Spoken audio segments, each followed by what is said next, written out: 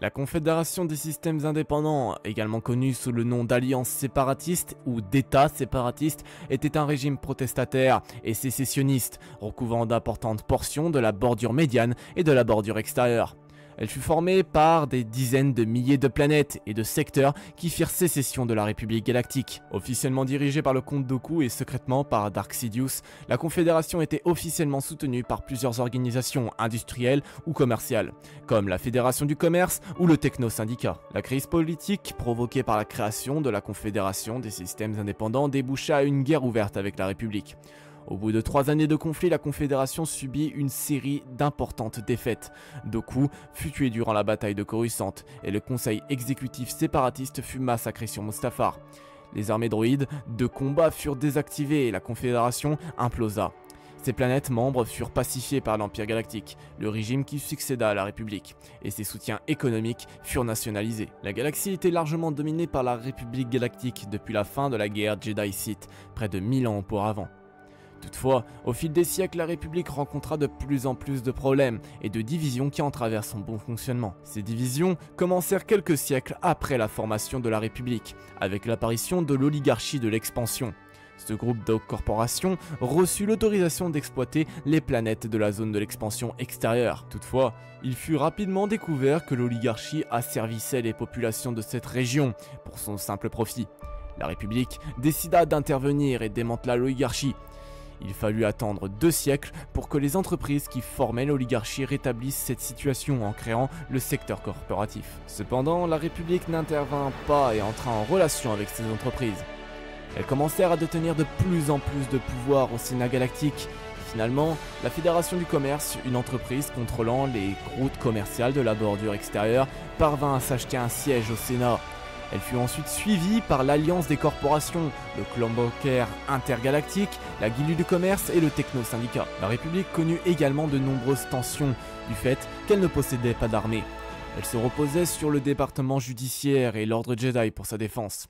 Ainsi, la République ne pouvait pas s'opposer aux puissantes organisations criminelles, comme le clan des Hutt, qui disposait d'un vaste empire dans la bordure extérieure. Les négociations de la République avec ces organisations criminelles conduisirent de nombreuses planètes éloignées à se sentir abandonnées par une République uniquement préoccupée par les mondes du noyau. De même, les conflits frontaliers se multiplièrent, conduisant à une militarisation de l'ordre Jedi, dont les membres faisaient office de guerriers, de commandants et de diplomates. Au fil des ans, les populations des régions reculées de la République virent de plus en plus les Jedi comme des guerriers plutôt que des gardiens de la paix. Les tensions éclatèrent une dizaine d'années avant la fin de la République. À cette époque, le Sénat était divisé en 3 grands groupes politiques. La fonction du noyau qui regroupait des sénateurs favorables à la centration de la République et opposés aux intérêts des corporations commerciales. La fonction de la bordure qui regroupait des sénateurs favorables à une décentralisation de la République et qui bénéficiait du soutien des corporations commerciales et des militaristes, un groupe de sénateurs favorables à la fondation d'une armée républicaine. Le chancelier suprême Valorum décida de s'attaquer aux corporations commerciales et de limiter leur pouvoir au sein du Sénat. Il organisa ainsi un sommet sur Eriadu avec la Confédération du Commerce pour limiter leur influence de l'entreprise au sein du Sénat. Le sommet tourna toutefois au désastre à la suite de l'assassinat des dirigeants de la Fédération du Commerce par le Front de Nebula, un groupe politique radical qui tenta également de tuer le chancelier suprême. La mort des dirigeants de la Fédération permit à l'anti-républicain Nute Gunray de prendre la tête de l'organisation, tandis que la cote de popularité de Valorum progressa après sa tentative d'assassinat, ce qui lui permit de faire passer la proposition 31814D, la taxation des zones de libre-échange. En protestation, la Fédération du Commerce, avec le soutien du Seigneur Sith Dark Sidious, organisa l'invasion de Naboo, une planète de la bordure médiane avec laquelle la Fédération se disputait les droits d'exploitation du plasma.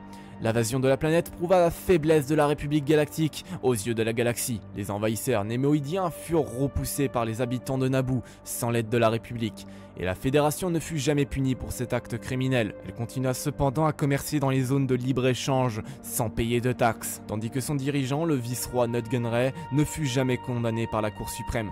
De même, le chancelier suprême Valorum perdit sa place durant la crise, et le sénateur de Naboo, Sheev Palpatine, était également le mystérieux Dark Sidious, qui devint le chancelier suprême. Dans les années qui suivirent, de plus en plus de planètes s'éloignèrent de la République galactique, en bâtissant leurs propres forces militaires et en négociant des alliances avec d'autres planètes ou organisations commerciales. La première déclaration de sécession eut lieu 8 ans après l'invasion de Naboo, avec le discours de Raxus, du comte Dooku, dans lequel l'ancien Jedi dénonçait la corruption de la République et le désintérêt qu'elle montrait aux planètes éloignées. Puis Dooku proclama la fondation de la Confédération des systèmes indépendants, et des milliers de systèmes rejoignirent l'organisation. La République tenta tant bien que mal de riposter à la fondation de la Confédération, en condamnant les actions sécessionnistes, en publiant des articles de censure et mettant en place des sanctions contre les systèmes séparatistes. Toutefois, cela n'empêcha pas de plus en plus de planètes de rejoindre la cause indépendantiste. Les planètes membres de la Confédération finançaient de la création d'une armée droïde via la Fédération du Commerce et le Techno-Syndicat, tandis qu'un Sénat séparatiste était établi sur Raxus. En l'espace de 2 années, un grand nombre de planètes de la bordure médiane et de la bordure extérieure avaient rallié la Confédération, en fragilisant au passage la République. Toutefois, il restait des poches de résistance républicaine, à l'image de la planète Eriadu dont le gouverneur, Will of Tarkin, avait choisi de rester loyal à la République. Tandis que la crise s'intensifiait, alors que de plus en plus de systèmes faisaient sécession, la République tenta une riposte, en faisant passer l'acte de création militaire. Le but de ces lois était de permettre le rétablissement des forces armées centralisées républicaines. Pendant ce temps, le comte Dooku essaya de convaincre le vice-roi Nut Gunray de rallier la CIC, et lui promit de faire assassiner Padmé Amidala, la sénatrice de Naboo. Le Némoïdien accepta l'offre de Dooku et chargea le chasseur de primes Jango Fett d'éliminer la sénatrice Amidala. Si Fett échoua à la tuer, le comte Dooku fut capable de convaincre les dirigeants de la Fédération du Commerce, du clan Bokar intergalactique, du Techno-Syndicat, de la Guilde du Commerce et de l'Alliance des corporations de se rendre sur Geonosis pour y signer un traité d'alliance. Toutefois, cette réunion fut espionnée par le chevalier Jedi Obi-Wan Kenobi.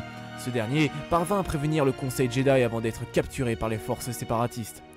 Lorsque la République découvrit l'importance des forces séparatistes, le Sénat galactique décida d'offrir les pleins pouvoirs au chancelier suprême Sheev Palpatine. Une équipe de 200 Jedi fut envoyée sur Geonosis pour secourir Obi-Wan Kenobi. Les séparatistes parvinrent toutefois à prendre le dessus et à acculer les Jedi dans l'arène. Alors que les troupes de Dooku s'apprêtèrent à éliminer les survivants, plusieurs transports d'assaut de classe Acclamator arrivèrent en orbite de Geonosis et à engager les forces séparatistes, déclenchant ainsi la guerre des clones. Cette vidéo est actuellement terminée, j'espère qu'elle vous aura plu. Si c'est le cas, n'hésitez pas à liker et à vous abonner, ça me fait extrêmement plaisir. N'hésitez pas à me laisser votre petit avis dans les commentaires, ça me fait extrêmement plaisir également. Bref, sur ce, moi je n'ai plus grand chose d'autre à vous dire. Je vous souhaite à tous une très bonne journée ou une très bonne soirée. Et surtout, n'oubliez pas que la force soit avec vous. La bise tout le monde.